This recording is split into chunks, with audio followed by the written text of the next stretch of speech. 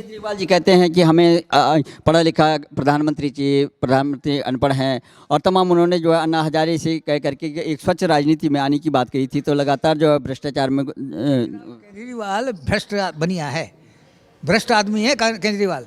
केजरीवाल ने लोकपाल शब्द तक मेरा खुद का बनाया हुआ है, लोकसभा से बनाया, मैंने लोकसभा शब्द से लोकपाल बनाया है। तो इसलिए ये कह रहा हूँ कि ये लोग सब अपॉर्चुनिस्ट हैं और कुछ भी झूठ बोल सकते हैं, कुछ भी कर सकते हैं। केजरीवाल तो ये बकवास करता है कि पढ़े लिखे आदमी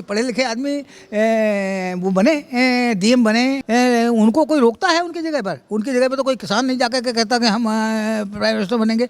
एक अंगूठा टेक किसान को भी अधिकार है कि वो भारत का प्रधानमंत्री बन सकता है, खाली उसके हाथ में एमपी होना चाहिए। और उसको इनके जैसे कितने ही नौकर मिल जाएंगे। तो मल्लिकार्जुन खड़गे का हुआ है कि मल्लिकार्जुन खड़गे को आगे किया है जो उनके राष्ट्रीय अध्यक्ष हैं। तो आखिर में सहमति क्यों नहीं बन पा रही है राहुल गांधी, जबकि इतना मेहनत कर रहे हैं? भारत जोड़ो न्याय यात्रा अभी शुरू हो रही है। मल्लिकार्जुन खड़गे जो है वहाँ का कर्नाटक का बना हुआ नेता है, और वो अगर भारत में ये काम करना चाहता है, बनना चाहता है, तो बन सकता है। वकील तो है ही है। भारत के किसी भी आदमी को प्रधानमंत्री बनने का अधिकार तो है, और फिर ये दल जब स्वीकार कर रहा है तो बन तो सकता है, अगर इनका ग्रुप इकट्ठा हो जाए और जीत जाए। लेकिन जीतेंगे नहीं ये, क्योंकि मोदी के पास इन सब की काट है। और मुझे जो दिख रहा है इनमें एकता भी नहीं है, इनमें केवल अपॉर्चुनिटी तो है, अवसर को का लाभ उठाने की इच्छा भी है, लेकिन इनमें वो योग्यता नहीं है कि ये देश को चला सके। देश को चलाने के लिए सेना को, जैसे मोदी जिस दिन आया जीत के, उसी के थोड़े दिन बाद ही फ्रांस से जाकर के खरीद के लाया वो जहाज है, चाइना के खिलाफ ये यहाँ ड्यूटी लगा दी। तो अब चाइना ये हो गया कि चाइना वाले को पता लग गया कि ये तो आदमी, और राजीव गांधी के स्मारक निधि के लिए दान लेके आई। तो इन लोगों का तो दान लेने से इंटरेस्ट है, इनका इंटरेस्ट देश में और उसकी सीमाओं से और उसका सम्मान करने से नहीं है। तो जो जिसका इंटरेस्ट देश में ना हो, वो आदमी देश का नेता कैसे हो सकता है? और जनता सोचे तो जनता यहाँ की भारत की बहुत जानती है। जनता को सब, ये जनता है सब जानती है, ये पब्लिक है सब जानती है। देश की जनता कहती है कि हमें अस्थायी स्थिर सरकार चाहिए जो कि 5 साल तक चलेगी। ये लोग नहीं दे सकते, ये लोग तो आपस में ही लड़ जाएंगे, इनका टेंडेंसी ये है, इनका ये सड़क के घूमते हुए लड़कों के झुंड हैं, आपस में लड़ जाएंगे। राहुल गांधी को इंदिरा गांधी ने या सोनिया गांधी ने शिक्षित नहीं किया। उन्होंने ये समझा कि भारत में ये अपने जवाहरलाल नेहरू के परिवार के नाम पर ही ये नेता बन जाएंगे, तो गांधी नाम से शब्द से बन जाएंगे।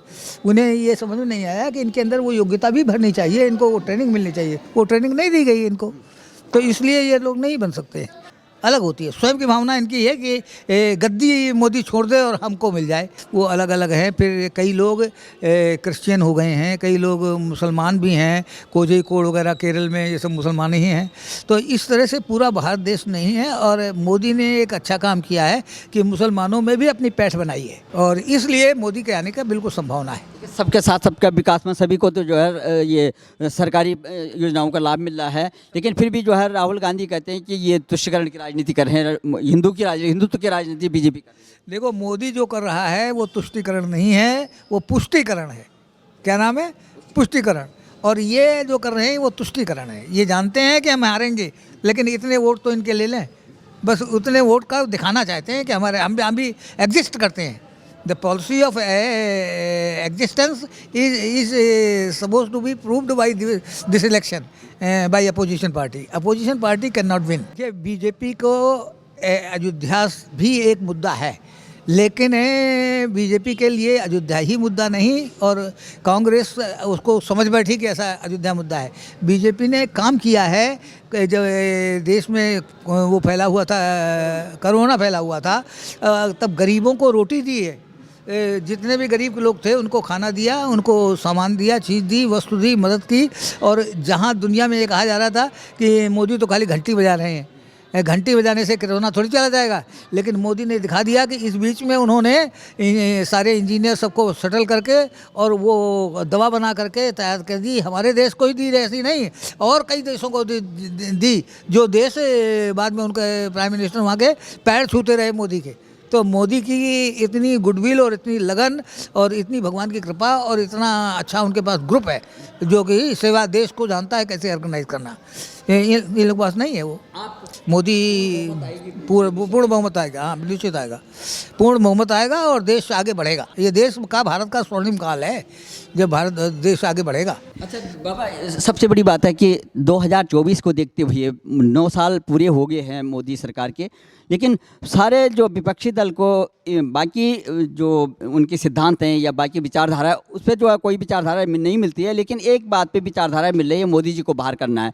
तो मोदी को बाहर करने का मोदी से इतना डर क्यों है आखिर? देखो, मोदी बेईमान नहीं है और ये सब बेईमान है। ये पैसा कमाने के लिए और पद पर पहुंचना चाहते हैं। ये चाहते हैं भारत की जनता जाए भट्टा बैठ जाए, लेकिन उनको गद्दी मिल जाए और वो पैसा कमा ले। एक तो इनका ये उद्देश्य है। दूसरा, इनमें कोई राष्ट्रभक्त भी होगा, ऐसा भी नहीं है कि सब गद्दारी हो सकते हैं। किसी भी पार्टी में जब 500 आदमी इकट्ठे होते हैं तो 5 तो कम से कम उसमें राष्ट्रभक्त भी होते हैं। तो ये जो लोग इकट्ठे हुए हैं, लेकिन उनका चिंतन जो है वो राष्ट्रीय नहीं है। या सामूहिक चिंतन जब समाज के हिसाब से आता है तो दलों में बैठे हुए लोग दल के बहुमत के, जैसे अब अखिलेश है तो उसका बैकग्राउंड ऐसा नहीं है कि सब यादव ही खाली उसको वोट देंगे।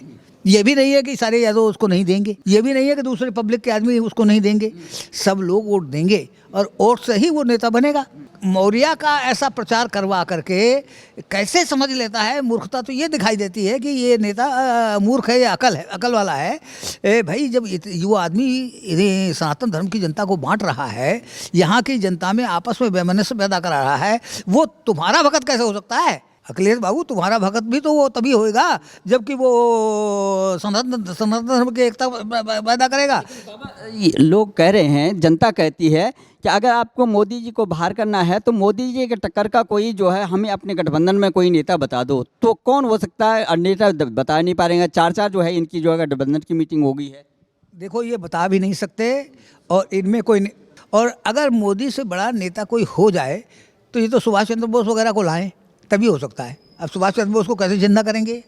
तो इनके पास कोई नेता नहीं है। महात्मा गांधी में गुण था तो वो शांत थे, वो अंग्रेज़ों के खिलाफ कैसे भी हाथ थप्पड़ खा करके भारत को आज़ाद करा दिए, वो तो अपना काम कर गए। जवाहरलाल नेहरू से वो हुआ नहीं है। अब इनके साथ कैसे हो सकेगा? इनके पास जितने भी नेता हैं सब खाली गद्दी और समय का फ़ायदा उठा करके कैसे भी सत्ता तक पहुंच जाएं, सत्ता की चाबी। तो इसलिए ये हो नहीं पाएगा। केवल मोदी ही अपनी जगह में है और ये अच्छा भाग्य भी है कि मोदी अगर जीत के आएगा तो ये देश अगले 10 साल के अंदर भारत के विश्व की सोने की चिड़िया बन जाएगा।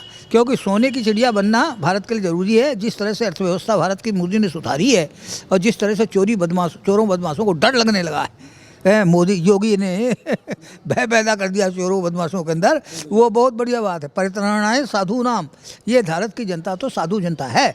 इसके दुख को निवारण करने के लिए योगी भी ठीक है और मोदी भी ठीक है। मोदी किसी के बीच में इंटरफेयर नहीं करता।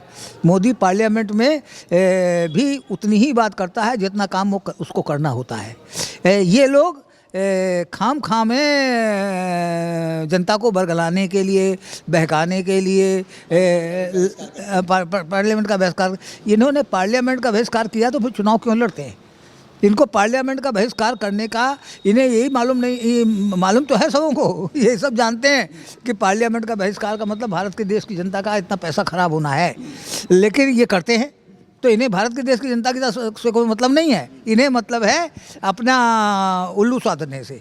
तो इनका उल्लू जो है वो ऐसा है जो देश को भटकाने वाला के लिए सबसे ज़्यादा मुख्य रूप से जो है जो नीतीश कुमार ने सबसे ज़्यादा अगवानी करी थी। नीतीश कुमार एक सुशासन बाबू कहलाते हैं। उनको ये लगता था कि वे प्रधानमंत्री बन सकते हैं और सर्वसम्मति से जो है नेता चुने जा सकते हैं, लेकिन नहीं चुने गए। क्यों? बिहार की गवर्नमेंट का जिम्मेदार कौन है? नीतीश बाबू है। तो नीतीश बाबू के रहते हुए इतना बड़ा अंधेरा है तो किसको अच्छा नहीं लगता कि मैं राजा बन जाऊँ, लेकिन राजा बनने की योग्यता तो होनी चाहिए। नीतीश कुमार में वो योग्यता नहीं है जो योग्यता नरेंद्र मोदी में है। नरेंद्र मोदी बेस्ट कैबिनेट के साथ, कैबिनेट का मतलब है जो उनके 5-6 आदमी हैं, वो 5-6 आदमी उनके लिए, हाँ नवरत्न, वो 5-6 रत्न हैं, और वो रत्न जो है उनको सही गाइड करते हैं। उनकी इन्फॉर्मेशन, उनकी डिप्लोमेसी, उनका काम करने का तरीका सब सही है। यही कारण है कि मोदी के आसपास चोर उचक्के टिक नहीं पा रहे हैं। तो इसलिए वो सब जा करके इन दलों में शामिल हो गए हैं और वो अपना नया नाटक चला रहे हैं। लालू प्रसाद इस भारत के साथ एक अलग दृष्टांत हैं। वो ऐसे भ्रष्ट आदमी हैं जिन्होंने पैसा कमा करके अपने परिवार को दिया, और उसके कारण आज बिहार में लालू प्रसाद के 150-60 आदमी मेंबर बने हुए हैं।